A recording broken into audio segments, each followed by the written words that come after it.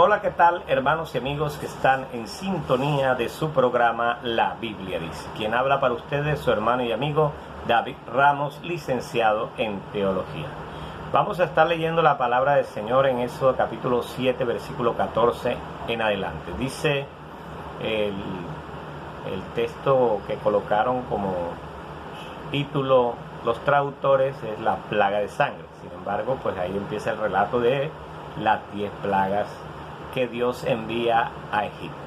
Entonces Jehová dijo a Moisés: el corazón de Faraón está endurecido y no quiere dejar ir al pueblo. Ve por la mañana a Faraón, y he aquí que sale al río, y tú ponte a la ribera delante de él, y toma en tu mano la vara que se volvió culebra, y dile: Jehová, el Dios de los hebreos, me ha enviado a ti diciendo: deja ir a mi pueblo para que me sirva en el desierto. Y he aquí que hasta ahora no has querido oír. Así ha dicho Jehová: en esto conocerá que yo soy Jehová. He aquí yo golpearé con la vara que tengo en mi mano el agua que está en el río, y se convertirá en sangre, y los peces que hay en el río morirán, y hederá el río, y los egipcios tendrán asco de beber el agua del río. Y Jehová dijo a Moisés: di a Aarón: toma tu vara y extiende tu mano sobre las aguas de Egipto, sobre los ríos, sobre sus arroyos y sobre sus estanques, y sobre todos sus depósitos de agua, para que se conviertan en sangre, y haya sangre por toda la región de Egipto, así en los vasos de madera como en los de piedra. Y Moisés y Aarón hicieron como Jehová lo mandó, y alzando la vara golpeó las aguas que había en el río en presencia de Faraón y de sus siervos, y todas las aguas que habían en el río se convirtieron en sangre. Que el Señor bendiga su palabra. Bueno, ahí tenemos el relato de la segunda manifestación de Dios en Egipto, porque la primera fue, bueno, hubieron varias manifestaciones, desde la zarza que ardía en el monte Sinaí, pero ante el faraón, pues la primera fue que la vara de Moisés se convirtió en una serpiente y devoró las serpientes de los egipcios. Esa fue la primera manifestación. Y la primera plaga que cae sobre Egipto por juicio de Dios al faraón y a todo su pueblo por no dejar ir al pueblo a servirle en el desierto, es que el agua toda se convierte en sangre. Estamos hablando entonces de las 10 plagas de Egipto, que es el tema en el día de hoy. La primera plaga fue la plaga de sangre, y así le siguen las otras plagas, y la última plaga fue la muerte de los primogénitos. Entonces vamos a estar hablando de las 10 plagas de Egipto. Hay un silencio de Dios después de la muerte de José. Todos sabemos la historia, que José fue llevado a Egipto, y en Egipto se convirtió en gobernador de los egipcios, y fue el que salvó a los egipcios de morir de hambre. Por lo tanto, esa nación prosperó en gran manera, más que todas las naciones de la tierra en ese tiempo. Y dice la Biblia que José se llevó a toda su familia para allá, y José y toda la familia de José y los israelitas empezaron a multiplicarse en la tierra de Egipto. Por lo tanto, el faraón, cuando ya muere el faraón que coloca a José como gobernador de Egipto, dice que entonces viene otro faraón, que algunos creen que es Ramsés II. Este faraón ya desconoce todas las habilidades que José había tenido, e incluso él pensaba que José era egipcio también. Por lo tanto, él no tenía ninguna consideración con el pueblo hebreo, y lo colocó en esclavitud, porque como el pueblo hebreo se estaba multiplicando, ellos tenían temor que algún día se rebelaran, hicieran una sedición, se rebelaran contra el faraón y los esclavizaran a ellos. Entonces, para evitar eso, el faraón entonces pone a todo el pueblo hebreo de esclavos en Egipto para construir sus grandes megaciudades y sus grandes estatuas que hoy se conocen en la ciudad de Ramsés II. Entonces, los esclavizaron aproximadamente 430 años. Ellos duraron allí en el desierto, sufriendo, siendo esclavos. Sin embargo, los egipcios pues les daban alimento, les daban techo, les permitían hacer algunas cosas, pero vivían en condición de esclavitud, es decir, no eran libres. Muchos que nacieron en Egipto creyeron que esa era la libertad, que la libertad era ser siervos de los egipcios y servirle a ellos, y que esa era su libertad. O sea, no conocían la libertad en Dios realmente. Entonces, duraron 430 años allí en Egipto, siendo esclavizados por los egipcios, y en ese tiempo Dios hizo total silencio. No hubo profetas, no hubo sacerdotes, no hubo nadie que se levantara a decir así dice Jehová. Es decir, se dice que hubo un silencio allí por 430 años aproximadamente, dice los teólogos, los eruditos y los arqueólogos. Entonces, después de esos 430 años, entonces Dios se acuerda de la promesa que le había hecho a Abraham de que iba a multiplicar su descendencia sobre toda la tierra y que los iba a bendecir y todo eso. Se acuerda del pacto que había hecho con Abraham, y es cuando Dios coloca su mirada en Moisés. Moisés es un producto de una sentencia del faraón, una ley que determinaba que todo hijo varón de las mujeres hebreas debía morir. Es decir, cuando nace Moisés, su destino iba a ser la muerte, pero su madre, en un acto de fe, lo coloca en una especie de arca y lo envía por el río, y allí lo encuentra la princesa del faraón, se lo lleva a Egipto, y en Egipto lo cría como un príncipe de Egipto. Y allí duró creciendo, aprendiendo, estudiando el idioma egipcio, el idioma hebreo, todos los idiomas, aprendiendo toda la ciencia, creciendo en sabiduría e inteligencia. Moisés duró en Egipto 40 años. Pero todo era plan y propósito de Dios, porque Dios quería que Moisés se preparara intelectualmente y viese de primera mano cómo era que se gobernaba a un pueblo, porque Moisés tenía en ese momento un puesto de privilegio como príncipe egipcio, aunque todos sabían, aunque la mamá sabía que él era hebreo, como príncipe egipcio tenía sus ventajas y podía ver de primera mano cómo gobernaba el faraón y cómo gobernaba al pueblo hebreo. Entonces Dios lo estaba capacitando intelectualmente para el oficio que iba a darle más adelante como profeta, como líder del pueblo de Israel.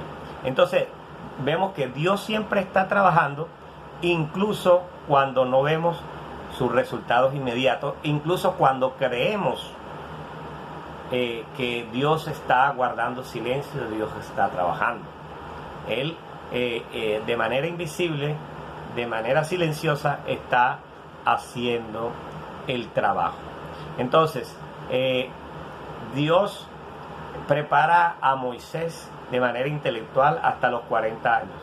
De allí ocurre algo inesperado, pues ya las raíces hebreas de Moisés, que es un nombre que le colocaron, un nombre egipcio, no es un nombre hebreo, porque no se sabe qué pasó, si la madre tuvo tiempo de colocarle el nombre o no hubo tiempo por la persecución de mandarlo rápidamente al río en esa arca, porque iban a llegar los egipcios y lo iban a matar. Entonces de pronto no le dio mucho tiempo para que ella pensara en un nombre.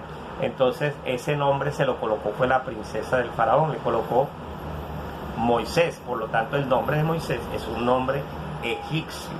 Entonces sin embargo, en su sangre, la sangre que corría sobre sus venas, era la sangre de un hebreo, de un israelita. Entonces cuando Moisés ve que están maltratando a uno de los hebreos, un capataz egipcio, una persona encargada de hacer que los demás hicieran su trabajo y de castigarlos en caso de que no lo hicieran, entonces Moisés ve cómo ese capataz estaba golpeando al hebreo y él se enciende en ira, agarra lo que tiene a la mano, golpea al egipcio y lo mata. Se convierte entonces en un asesino. Cuando el faraón se entera, el faraón quiere matar a Moisés, y Moisés, para no morir, huye de Egipto y de la presencia del faraón, y es cuando llega a tierras de Madián.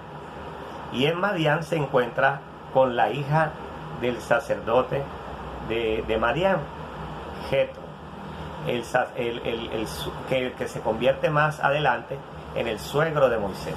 Entonces allí empieza inmediatamente Dios a preparar a Moisés espiritualmente, ya que Jetro era sacerdote de Madián, pero no era sacerdote del Dios hebreo, no era sacerdote del Dios de Israel, era sacerdote de Madián, y la tierra de Madián era politeísta, es decir, adoraban muchos dioses. Sin embargo, había algo especial en la vida del sacerdote de Madián, que podía ayudar a Moisés en lo espiritual, porque en él había bondad, en él había cosas espirituales profundas que Moisés necesitaba aprender para ese liderazgo que Dios le tenía ya preparado. Pero entonces Dios lo estaba capacitando, Dios lo estaba preparando para entregarle ese oficio, el oficio de profeta, de líder del pueblo de Israel. Entonces a veces nosotros no podemos entender los designios de Dios, pero Dios sí sabe lo que está haciendo. Para Él no es nada por casualidad, Él sabe por qué hace lo que hace. Así que nosotros no podemos cuestionar la voluntad de Dios. Entonces Moisés está allí con Jetro, que se convierte después en su suegro. Él se casa con la hija del sacerdote de Madián, y él empieza pues a instruirlo, imagino yo, a instruirlo en la adoración a los diferentes dioses que él adoraba en ese tiempo, porque él no era israelita, él no era hebreo. Entonces es cuando viene el llamado de Dios. Ahora sí, cuando ya Moisés tiene preparado su corazón espiritualmente, Dios lo llama en el Sinaí a través de una zarza ardiente. Él llega, Dios le dice que quite el calzado de sus pies, porque obviamente él era un pecador y no podía contaminarse. El lugar santo de Dios, se quita el calzado, Dios lo santifica, entra en la presencia del Señor, y Dios le dice: te he escogido, primero para que conozcas que yo soy el Dios verdadero, segundo para que se lo enseñes a los israelitas, y tercero para que los saques de Egipto, de tierra de esclavitud, a una tierra prometida donde van a ser libres. Moisés inmediatamente le dijo a Dios: Dios, es una labor muy fuerte para mí, porque yo soy capacitado, tengo mucho conocimiento, pero resulta que soy malo para hablar, soy tardo en hablar. No se sabe si era que Moisés era tartamudo, o se le dificultaba hablar bien, expresarse bien, o le daba sencillamente miedo enfrentarse al faraón, sabiendo él cómo era la cosa, y habiendo sido él egipcio por 40 años. Entonces Dios le dice: no te preocupes, ya yo tengo preparado el corazón de Aarón, tú te vas a encontrar con Aarón y él va a ser tu voz. O sea, yo te voy a dar el mensaje a ti, tú se lo das a Aarón y Aarón se lo da al pueblo. Esa era la comunicación que iba a haber para que la comunicación para que se le diera al pueblo hebreo y también al faraón, que era la orden de Dios, que dejara ir al pueblo al desierto a adorar. Entonces, ya por ahí va el asunto. Entonces, Moisés toma una decisión de irse de la tierra de Madián, llevarse a su familia y regresar a Egipto. Ya en Egipto había muerto el faraón que lo quería muerto. Sin embargo, estaba el faraón Ramsés II, que conocía a Moisés, que había sido criado también con Moisés, pero que era el heredero al trono, y él sabía que Moisés había huido porque había matado a un egipcio.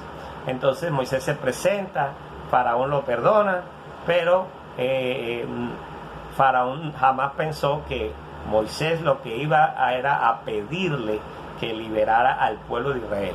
Entonces es cuando empieza aquí todo este contexto histórico de las 10 plagas que ocurrieron en el siglo XIII a.C. durante el reinado del faraón Ramsés II.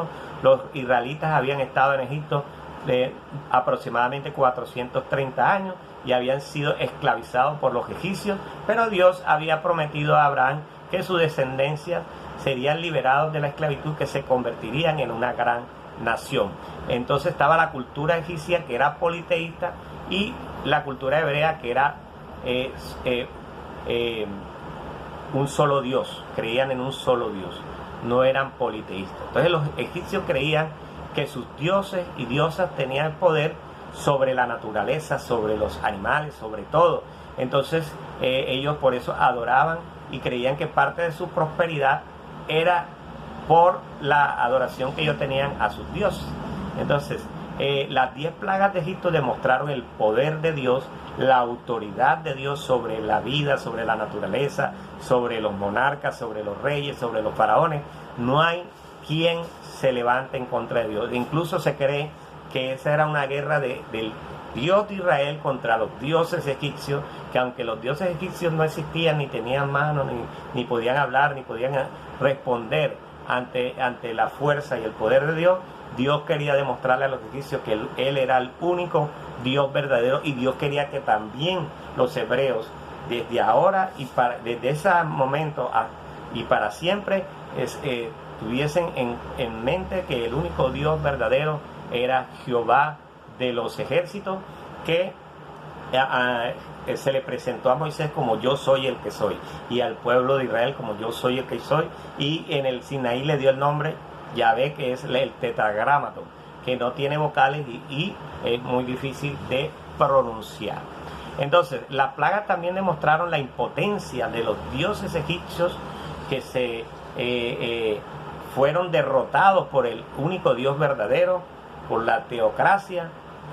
Fueron derrotados por el Dios de Israel, que es el único Dios que sí responde, es el único Dios que sí liberta, y es el único Dios que ha enviado a su Hijo y que va a venir pronto por la iglesia en el arrebatamiento. Entonces la liberación de los israelitas de la esclavitud fue un acto de misericordia y de amor de Dios por su pueblo. Entonces vamos a ver las 10 plagas de Egipto. Vamos a hacer una comparación, un símile, como una especie de, no comparación, vamos a hacer vamos a demostrar cómo Dios fue derrotando cada dios egipcio. Entonces vamos a hacer una comparación, sí, se puede decir comparación. Entonces vamos a ver las 10 plagas de Egipto. Vemos por ejemplo la plaga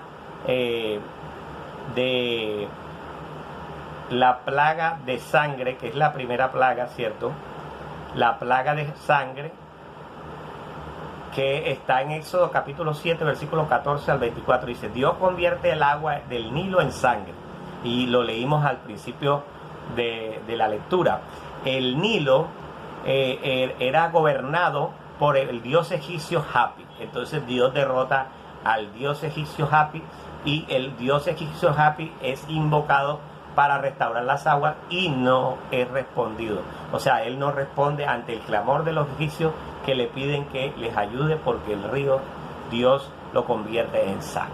La segunda plaga de ranas está asociado al dios egipcio Heke, que era una diosa de la fertilidad y de la reproducción. Entonces Dios demuestra con las plagas de las ranas que Él tiene el poder para darle fertilidad, darle vida en multiplicación a los animales, a los insectos.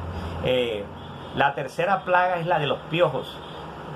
Esta plaga está relacionada con el dios egipcio Imhotep, que era el dios de la medicina y la salud. Entonces Dios demuestra que en la plaga de los piojos, que Él es el sanador, porque cuando los egipcios se llenaron de piojos, clamaban por salud, clamaban por sanidad al dios Imhotep y Él no respondió. Pero los egipcios estaban sanitos, porque el Señor dice: yo soy Jehová tu sanador. Él fue el que levantó la serpiente en el desierto. La quinta plaga, que es la plaga de la enfermedad que mata a todos los ganados y todos los animales, está relacionada con el dios egipcio Apis, que era el dios del ganado y la fertilidad. Entonces Dios demuestra que Él, al enviar esa plaga al ganado, el dios Apis no pudo responder, es decir, no pudo levantar el ganado, no pudo sanar al ganado, no pudo darle fertilidad al ganado, porque el Dios de Israel había enviado esa plaga para eliminar como una especie de infección que le cayó a todo el ganado, que el ganado no pudo recuperarse. La sexta plaga, que es la plaga de las úlceras, Dios envía las úlceras, y esta plaga está relacionada con el dios egipcio Sekhmet, que era la diosa de la guerra y la destrucción. Entonces Dios envía plaga, pero Sekhmet es derrotado y no puede en contra del Dios de Israel. Es decir, los egipcios claman a sus dioses y ninguno de ellos responde. La plaga de la granizada está relacionada con el dios egipcio Shu, que era el dios del aire y la atmósfera.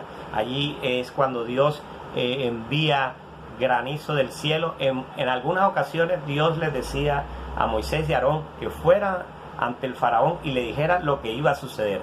En otras ocasiones no fue así, sino que Dios envía la plaga de una vez, y cuando preguntaban a Moisés, Moisés decía: eso fue de parte de Dios. La plaga siguiente fue la de las langostas. Dios envía langostas y devoran toda la comida, toda la tierra, todas las plantas, todo lo devoran, y esa plaga está relacionada con el dios egipcio Nepri, que era el dios de la cosecha y la fertilidad. O sea, Dios destruye la cosecha y Nepri no puede responder y no puede salvar a los egipcios y no puede levantar nuevamente la cosecha, porque Dios la ha destruido. La novena plaga es la plaga de las tinieblas, que hay tinieblas sobre toda la tierra.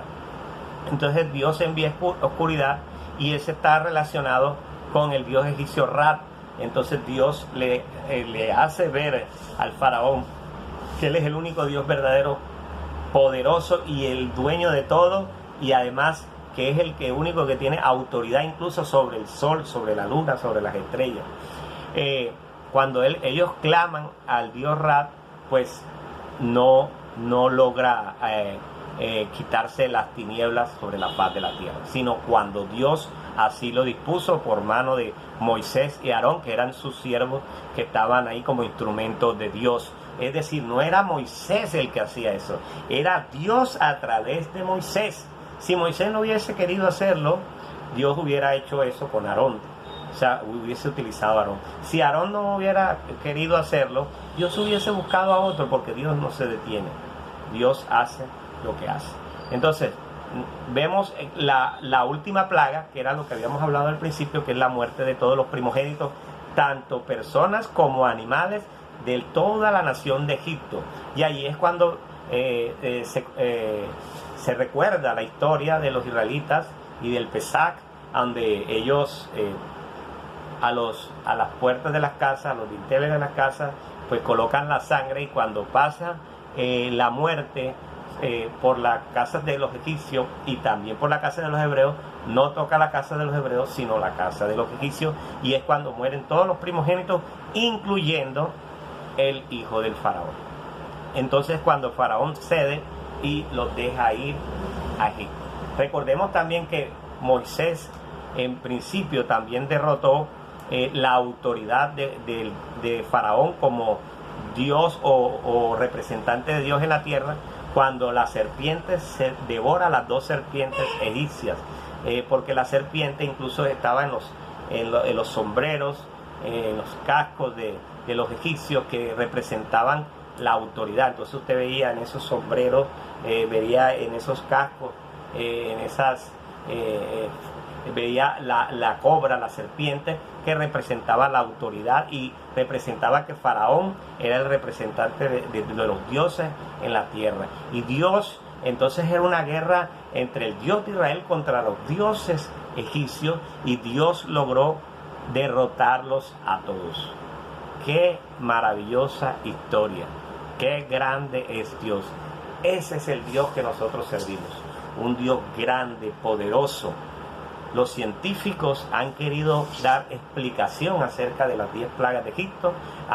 Los epidemiólogos han dicho que eso posiblemente fue a través de la primera plaga, que la sangre entonces hizo que esa pudrición salieran entonces ranas, y de las ranas entonces empezaron a relacionar todas las plagas con una especie de pandemia. También otros arqueólogos creen o historiadores, sociólogos creen que lo que pudo haber ocurrido, o la ciencia cree que lo que pudo haber ocurrido fue fenómenos naturales, climáticos, que de pronto la narración es mística, es decir, que no es del todo real, sino que es un poco exagerada, que es un poco llevada a la ficción, pero que en realidad lo que sucedió fueron cosas distintas. Pero de todas maneras nosotros creemos es en lo que dice la palabra de Dios.